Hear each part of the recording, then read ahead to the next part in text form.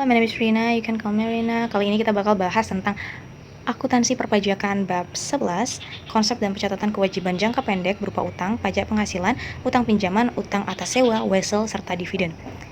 Yang harus kita ketahui adalah pertama kali definisinya ya, kewajiban jangka pendek merupakan utang yang harus dilunasi dalam waktu maksimal 1 tahun. Dalam konteks pajak, perusahaan sering memiliki utang pajak penghasilan atas berbagai transaksi. Pengakuan dan pencatatannya penting untuk memastikan kepatuhan pajak dan laporan keuangan yang akurat. Tujuan pembahasan kali ini yaitu menjelaskan pencatatan utang PPh pasal 21 atas gaji karyawan. 2. Menjelaskan akuntansi PPh pasal 23 atas bunga pinjaman dan sewa. Ketiga, menjelaskan PPh pasal 26 atas subjek pajak luar negeri. 4. Menjelaskan pencatatan pajak atas wesel dan dividen. Akuntansi utang PPh pasal 21 atas gaji karyawan. PPh 21 dikenakan atas penghasilan karyawan tetap, tidak tetap atau harian. Perusahaan bertindak sebagai pemotong pajak. Pajak dipotong dari gaji karyawan setiap bulan, lalu disetorkan ke kas negara. Contoh jurnal beban gaji pada utang PPh pasal 21, kas gaji bersih dibayar. Saat disetor utang PPh pasal 21 pada kas. Akuntansi utang PPh pasal 23 atas bunga pinjaman. PPh 23 dipotong atas penghasilan berupa bunga, royalti, jasa, dan dividen.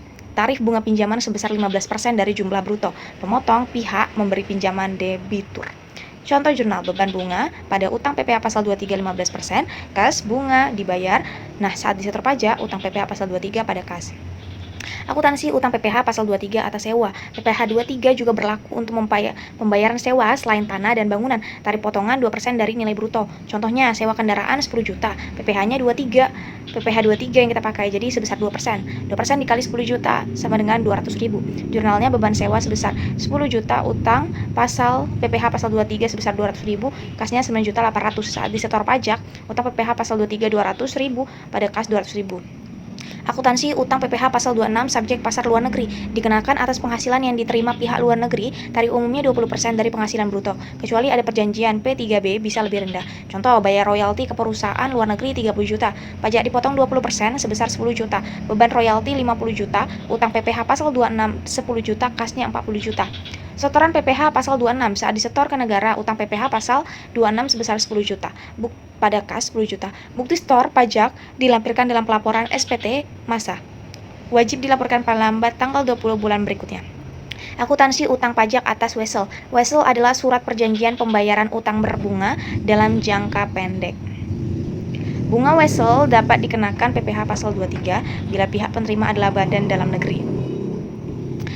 Contoh, bunga wesel 1 juta, PPh 23 15% dikali 100 dikali 1 juta, hasilnya 150.000. Beban bunga wesel 1 juta pada utang PPh pasal 23 sebesar 150, kasnya 850.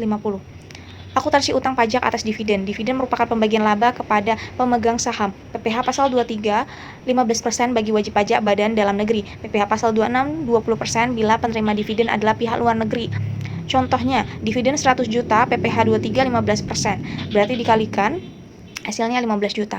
Laba ditahan sebesar 100 juta, utang PPh-nya 15 juta, kas dividen dibayar 85 juta.